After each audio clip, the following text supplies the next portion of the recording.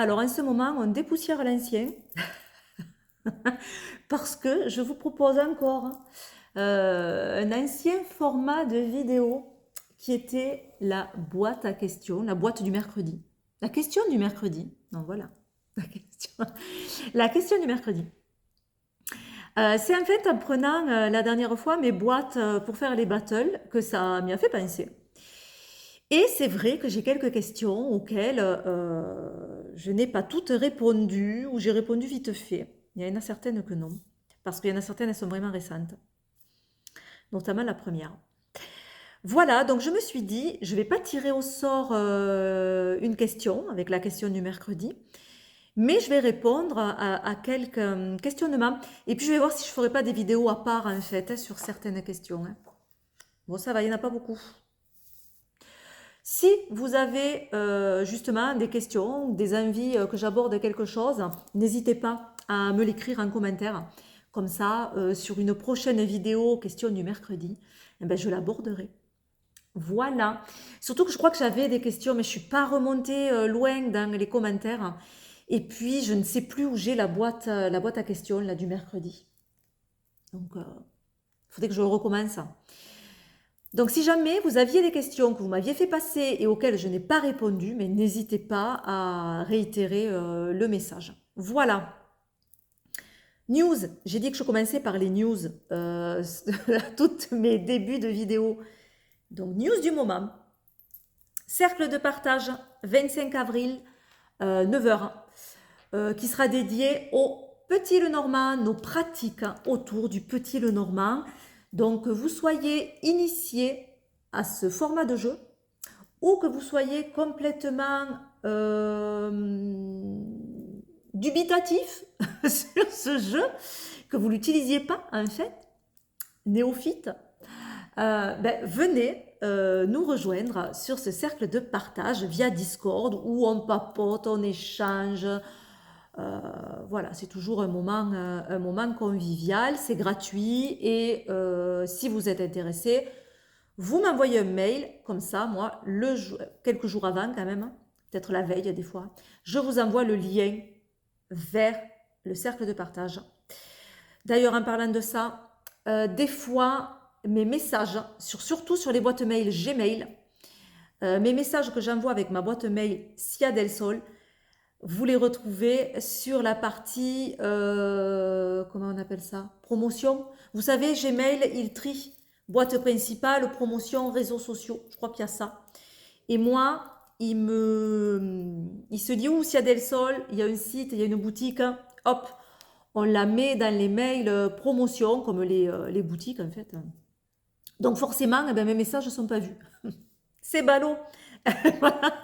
Donc faites attention si vous avez une boîte Gmail et que vous vous êtes inscrit, que ce soit à une formation ou à un cercle de partage, regardez bien que le mail ne soit pas arrivé au mauvais endroit en fait. Ou dans les spams ou dans la partie promotion. Voilà, première info. Deuxième info, c'est justement les formations, initiations, comme je préfère les appeler. Donc, mineur de fonds, qui va redémarrer certainement courant avril-mai. 8 sessions, même 9 avec la SAV. C'est 15 € la session de 4 heures, payable en plusieurs fois. Donc, le total est à 120 €. Et nous apprenons à regarder ou à re-regarder les arcanes mineurs du tarot de Marseille. Ne vous inquiétez pas sur ça s'adapte. Hein. Si vraiment il y a un jour où vous n'êtes pas là, on va pouvoir adapter avec le groupe et voir quand est-ce qu'on peut le remettre pour que tout le monde soit présent. Voilà, je ne ferai qu'un seul groupe. Toujours un petit groupe pour être à l'aise. Voilà, donc il n'y aura qu'un seul groupe sur ce printemps et après il y en aura un autre sur l'automne peut-être. Plus d'infos sur mon site internet et vous avez également le lien pour répondre au petit sondage qui sert de préinscription en fait. Donc n'hésitez pas à y répondre, comme ça je sais que vous êtes intéressés.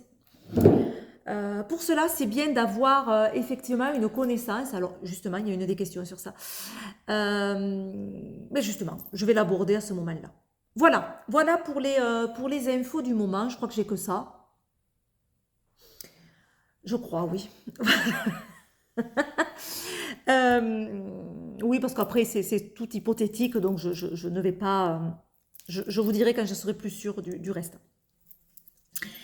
Donc, première question. Bonjour Laetitia, si on est intéressé par la formation, mais que l'on n'est pas sûr de ses bases en arcane majeur, pourrais-tu conseiller des livres à lire avant la formation, Pauline? Alors, Pauline, oui. Donc déjà, pendant l'initiation, on reprend, puisque je fais selon les groupes en fait. Je le propose et les groupes décident, disposent. Je propose, les groupes disposent. De revenir vite fait, évidemment, puisqu'on va pas, c'est pas le but de l'initiation, mais quand même de revenir sur les mots-clés, on va dire, des arcanes majeurs. Et puis, moi, j'amène une autre vision. Des fois, je fais exprès d'amener quelques petits points qu'on n'a pas l'habitude de voir. Je m'amuse à ça. Donc, il n'y a pas de souci, hein, parce qu'en plus, on participe. Donc, il y a tout le groupe aussi qui amène sa pierre à l'édifice. Et je trouve que c'est riche, en fait. Et la richesse du groupe fait que peut-être pour appréhender comme ça, apprendre les arcanes majeures, ça peut être sympa, au moins pour avoir quelques petites bases. Donc l'initiation le prévoit sur certaines bases, surtout si tu as quand même quelques petites connaissances. Ça peut suffire. Maintenant, oui, je peux te conseiller quelques livres. C'est dur parce qu'en fait, j'ai pas de livre vraiment majeur à conseiller justement sur les arcanes majeures, parce que j'aime piocher un petit peu partout. Et qu'à la fin, je ne sais plus. J'ai beaucoup de livres aussi qui sont sur l'ordinateur. Et donc, je me souviens plus. En fait, c'est un mix d'un peu tout. Mais revenons, essayons de calculer un livre assez simple qui pourrait dégrossir, en fait. Hein, puisqu'on va chercher ça plutôt. Les arcanes majeures. Parce que je dirais... J'ai amené quelques livres. Mais il faudrait que je les relise, hein, parce que j'ai plus en tête. Hein. Je dirais le Jodo, la voix du tarot. Pour moi, ça, c'est un pilier, c'est une base, c'est quelque chose que j'ai beaucoup apprécié. C'est quelque chose qui a fait du bien quand il est sorti, parce que ça changeait. Et parce que je me base quand même sur cette vision-là du Jodo. Mais je le trouve pas très agréable à lire. Il peut décourager. Il est écrit très petit, déjà. Et puis, il y a des choses un petit peu plus complexes peut-être et ça peut décourager. J'ai peur que ça décourage, même si moi je l'aime beaucoup. Hein. À voir. Je ne sais pas. Si vous l'avez et que vous êtes en train de le lire et vous vous initiez aux arcanes majeurs, au tarot, ben dites-nous hein, si pour vous, effectivement, c'est un livre où on peut commencer avec et s'il n'est pas décourageant, en fait. Je ne sais pas. Moi, non, j'aurais tendance à dire, puisque j'ai adoré le lire. Mais il est pas très agréable, en fait, à lire. Hein, je sais pas. Qu'est-ce qu'on aurait aussi? Non, ça, non. Ah, ouais, j'ai le tarot pas à pas de Marianne Costa.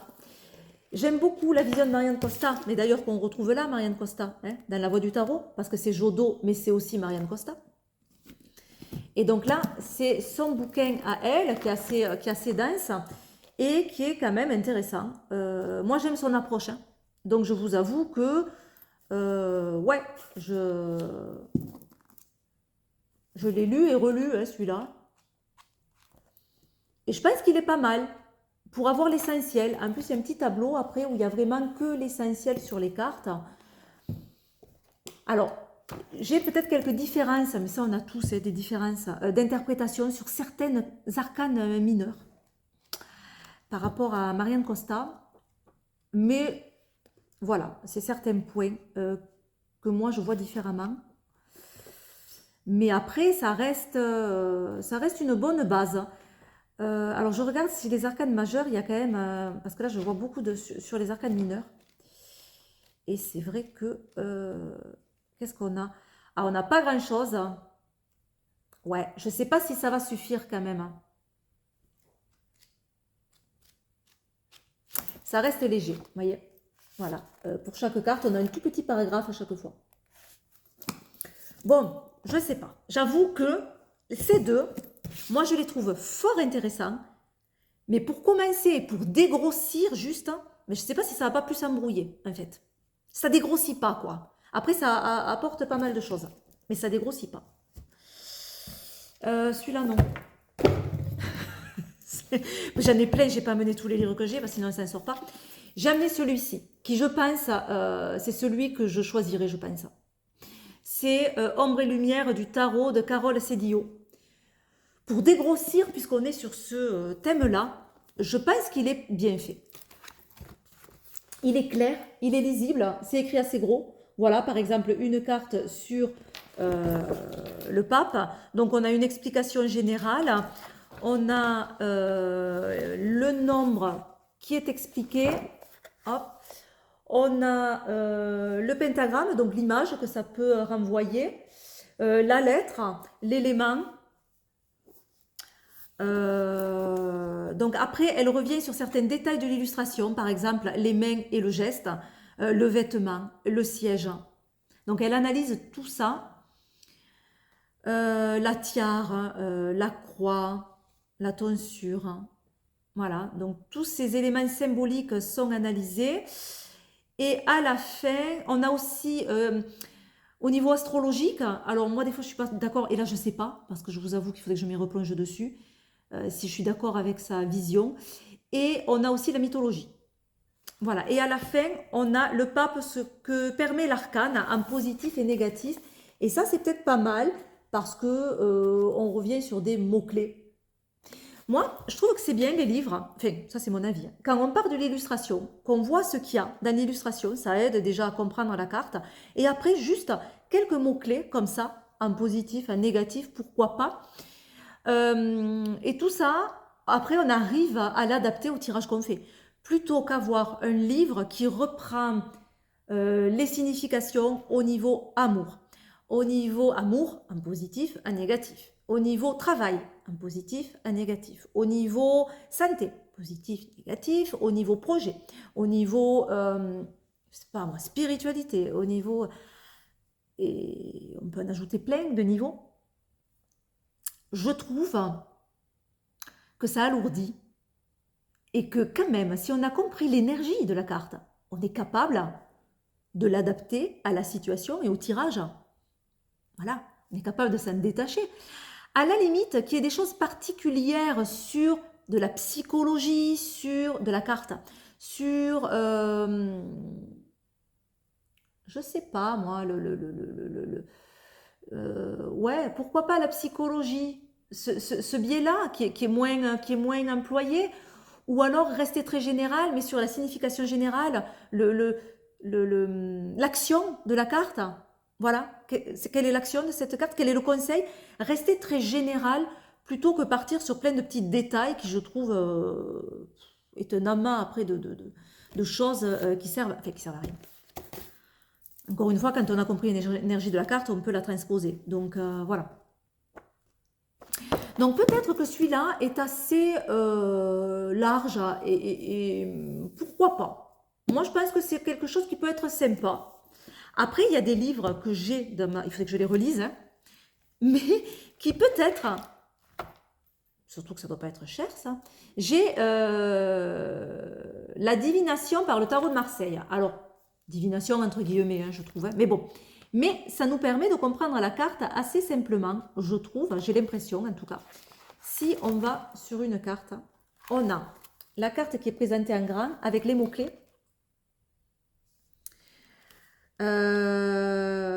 Donc les mots-clés. Après, il y a une explication sur le nom de la carte.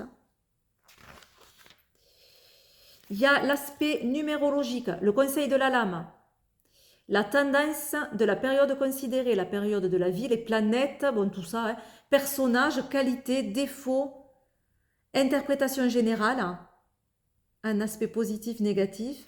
Et ensuite, bien sûr, là, il y a tout, travail, ce que je vous disais, sentiments, matériel financier, santé.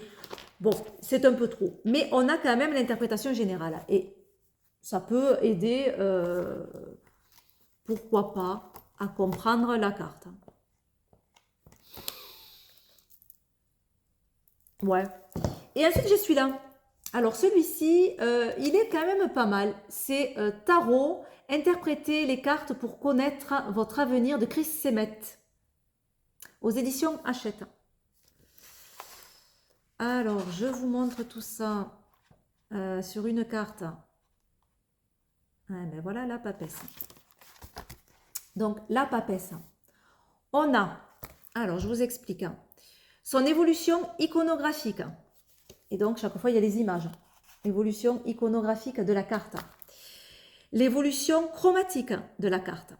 Sa valeur numérique, son nom, donc les changements qu'il y a eu par rapport à ça. Au nombre, au nom.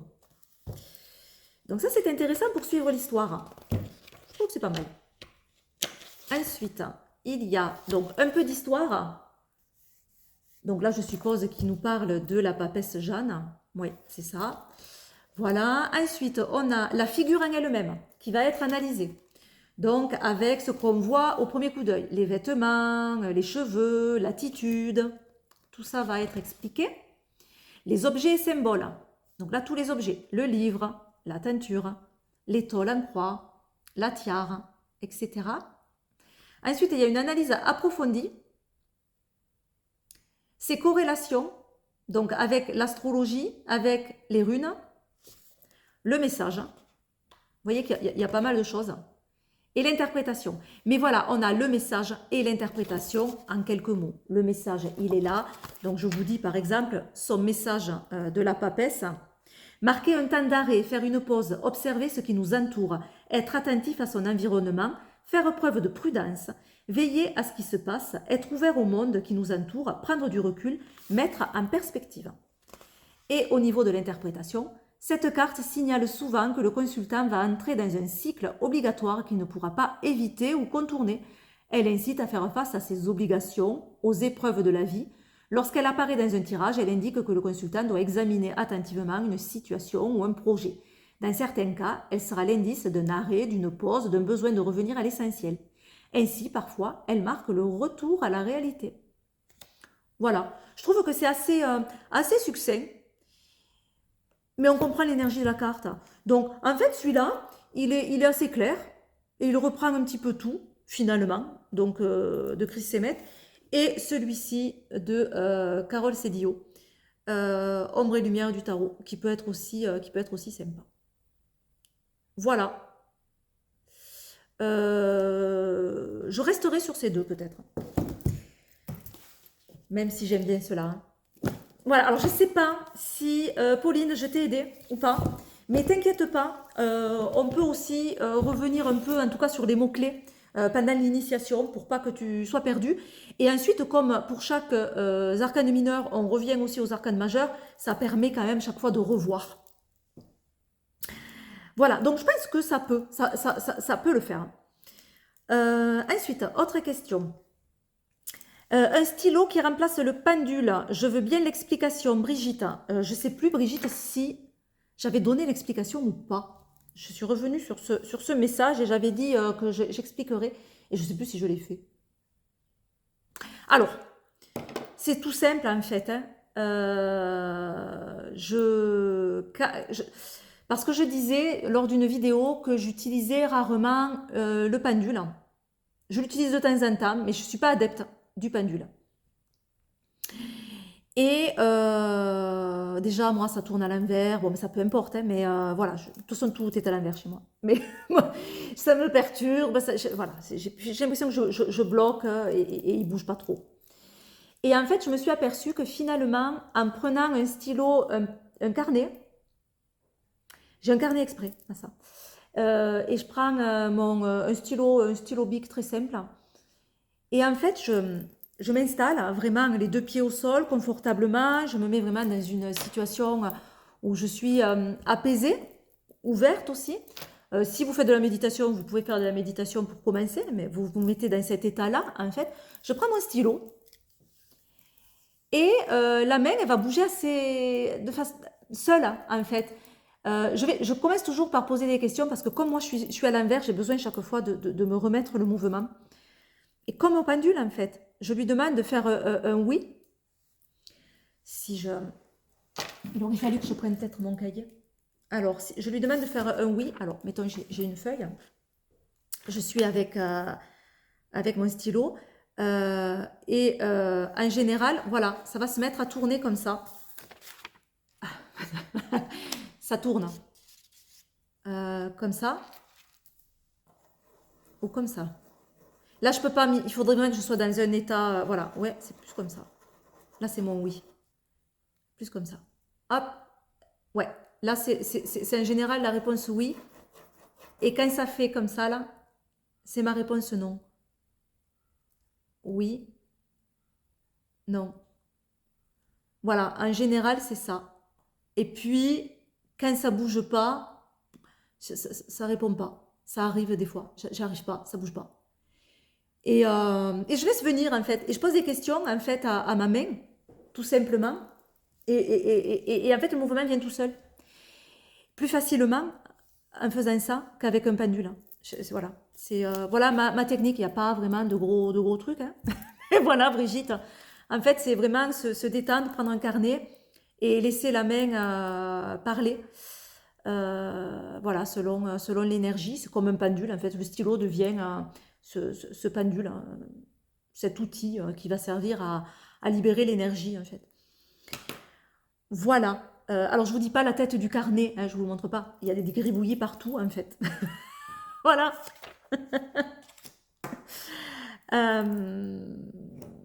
Ouais, j'ai rien d'autre à ajouter. Ensuite, quand lances-tu la précommande de ton oracle, l'oracle des maintenant? Sadia, mais il y en avait plein hein, qui me l'avaient posé la question. J'ai pas repris tous ceux qui m'ont posé la question. J'en ai eu beaucoup de messages sur ça. Oui, parce que c'est vrai que j'avais parlé de précommande peut-être sur le jeu. Et je n'ai pas fait de précommande sur l'oracle de maintenant. Pourquoi? Parce que... Je sais pas. J'attends d'avoir les sous, en fait. C'est pour ça, d'ailleurs, qu'il ne sort pas. Et j'attends d'avoir le financement. C'est vrai que je pourrais faire une précommande. Mais j'ai pas envie de passer par Ulule et par Kickstarter parce que je pense que j'ai pas assez de monde, moi, sur... je suis pas trop sur les réseaux, je suis très peu sur Instagram. Pas du tout, même. Ne dis pas très peu. Je suis pas du tout sur Instagram. Je suis pas du tout sur Facebook. Je suis sur rien, à part YouTube. Et encore, vous voyez, hein, je suis un pointillé. Je pense que l'info passerait pas et en fait, j'aurais pas de visibilité. Et donc, du coup, le projet serait annulé. Et c'est embêtant parce qu'il y en a certains qui participeraient, mais en fait, ça serait annulé. Et donc, il faudrait voilà, rendre l'argent, bien sûr. Et ça servirait à quoi, du coup? J'ai peur que ça m'embrouille. Hein. C'est ce qui me fait peur. J'ai pas assez de visibilité pour faire ces campagnes de précommande, je pense. Ensuite, si je le fais par moi-même, parce que c'est ce que je m'étais dit, après je m'étais dit, ben, je vais le faire sur le site. Annoncer qu'il y a des précommandes, les gens le règlent en avance. Moi, je me fais mon listing pour bien envoyer ce jeu en priorité à ces personnes-là dès qu'il est imprimé. Et comme ça, il n'y a pas de minimum, il n'y a pas de. Je me sers de l'argent qu'on a bien voulu m'envoyer à l'avance pour aller sur les maisons, sur les imprimeries, quoi. Voilà. Mais là, je me dis, waouh, c'est chaud, parce qu'il faut vachement faire confiance. Bon, moi, vous n'auriez pas de soucis, hein. Je suis comme ça. Hein. Donc, ça me stresse encore, ça me stresse vraiment. Donc, c'est impossible que. Ah mon Dieu, même si, je sais que ça va me stresser de dire ah ben les gens ils ont donné l'avance, il faut vite que ça va me stresser. Voilà déjà. Et puis je me dis les gens est-ce qu'ils vont assez faire confiance parce que finalement ben, c'est donner de l'argent et ne rien avoir au moment où on le donne donc hein, c'est compliqué quand même je trouve. Comment je peux demander ça moi? Ben voilà. Donc voilà les raisons pourquoi je ne suis pas partie sur les précommandes et que j'attends comme vous. d'avoir le financement pour sortir le jeu. Voilà. Mais j'espère qu'il sortira dans l'année. J'ai eu beaucoup de questions aussi, j'ai pas mis quelle est la date de sortie du jeu. Je ne l'ai pas mise parce que je n'ai pas de date à vous donner, donc ça ne sert à rien. Voilà, j'espère dans l'année, mais vous le saurez. Promis, vous le saurez. Déjà, inscrivez-vous à la newsletter, puisque j'enverrai aussi, d'ailleurs pour les formations aussi, j'envoie souvent par là, et pour les créations. Voilà, pour toutes les infos comme ça. Les cercles de partage, je ne fais pas tout le temps. Je peux envoyer la liste des cercles de partage par là, mais c'est vrai que non, parce que je ne veux pas faire beaucoup de messages. Je ne veux pas que les gens se sentent saturés de messages, donc c'est vrai que je ne fais pas par là. Voilà, mais pour la sortie du jeu, de toute façon, je l'annoncerai sur YouTube. Voilà. À quand l'initiation numérologie? À quand l'initiation numérologie? J'ai pas prévu de date, mais je pense que dans l'année, il y en aura une. Il faut que je remette à jour mon initiation que j'ai, mais qui n'est pas adaptée à la visio. Donc, dès que je l'ai fait, ça, je vous propose une date. Ouais, voilà. Pourquoi tu ne fais plus de tirage du mois ou de la semaine sur ta chaîne? Pourquoi je fais plus de tirage Ouais, ben, par manque de temps, déjà, parce que je fais plus trop de vidéos de toute façon. Par manque d'envie aussi peut-être. C'est-à-dire que je sais pas si... Parce que honnêtement, un tirage général, ça reste général, ça n'a rien à voir avec un tirage personnel. Après, oui, il y a des énergies qui passent et des choses qui peuvent être intéressantes en message, mais ça reste général. Donc je me dis des fois quel est l'intérêt. Et puis je trouve qu'il y a beaucoup de chaînes qui font des tirages. Voilà. Ouais, alors je faisais des tirages à 3 choix. C'est le format que je préfère faire. Je ne ferai pas un signe astro parce que je trouve pas ça intéressant. Je trouve que être acteur et choisir, faire un choix, c'est déjà se dire ben, je vais vers le tirage vers la synchronicité en fait. Voilà. Plutôt que tous les Verseaux vont avoir ce message-là, ou tous les Lions. Ouais. Peut-être j'en ferai de temps en temps, hein. Mais c'est vrai que je ne ferai pas tous les mois, non. Mais d'ailleurs, je ne le fais pas. Aurais-tu des jeux à conseiller pour le shadow work, travail de l'ombre? Ah, oui. Alors c'est marrant parce que j'en ai parlé de ça quand on a fait le cercle de partage sur le tirage projectif. Mais je me dis qu'il faudrait peut-être faire une vidéo à part sur ça. Je ferai une vidéo à part, je vous expliquerai parce que ça va être trop long. Ouais, déjà c'est pas mal là, ça va être trop long. Donc ça, j'y reviendrai dessus. Et oui, je peux avoir des jeux, mais le terme travail de l'ombre ne me plaît pas. Mais on en parlera sur une vidéo consacrée à ça. As-tu déjà pensé à créer un tarot de Marseille? Non, mais vous voulez me faire travailler en fait, c'est ça le truc des questions. Hein? Vous voulez que je bosse? Euh, As-tu créé un tarot de Marseille? Oui, oui et non. Ça m'a effleuré. Voilà, si je suis tout à fait honnête, on va parler vraiment de quelque chose qui m'a effleuré. Mais qui suit en fait par rapport aux initiations, qui suit parce que je suis en train d'écrire un livre sur les arcanes mineurs du tarot de Marseille. Donc forcément que ben, on se dit ouais mais moi j'aimerais bien finalement faire un jeu peut-être. Alors je sais pas si je ferais vraiment en respectant tout à la lettre du tarot de Marseille. Alors certains éléments oui hein, parce que j'ai besoin qu'ils y soient. Mais si j'ajouterais pas quelques petits détails exprès, donc un tarot un peu à part en fait, avec des petits détails. Hmm, ouais, c'est possible. Mais après, c'est toujours pareil. Moi, les jeux, il me faut trouver l'illustrateur. Et c'est pas toujours facile hein, parce que j'ai pas des finances qui me permettent de prendre l'illustrateur que je souhaite sans réfléchir, quoi. Voilà. J'ai de la chance de tomber toujours sur des personnes qui ont quelque chose à venir chercher en fait, autre que l'aspect financier. Et qui est toujours ce contact et quelque chose d'agréable et qui finalement est toujours très, comment dire, puisque je paye quand même les illustrateurs, hein, mais ça reste très même plus que correct, parce qu'il y a autre chose qui viennent chercher et c'est chouette. Et c'est toujours un moment agréable d'ailleurs, ces échanges avec les illustrateurs. Mais du coup, voilà. Il faudrait d'abord que je trouve un illustrateur ou une illustratrice qui ferait l'oracle, le tarot de Marseille comme je voudrais. Mais pourquoi pas, si je trouvais, ouais, pourquoi pas. Voilà. Voilà, ouais, sur les dernières questions que j'avais relevées. Si vous en avez d'autres, ben, n'hésitez pas, ça sera un plaisir où je viendrai répondre comme ça, peut-être en ayant plusieurs. Je viendrai y répondre à la suite, ou je les mettrai dans une boîte et on fera comme avant. Au revoir. En tout cas, je me suis régalée de passer ce moment avec vous. Voilà, je vous fais plein de gros bisous. Bye bye.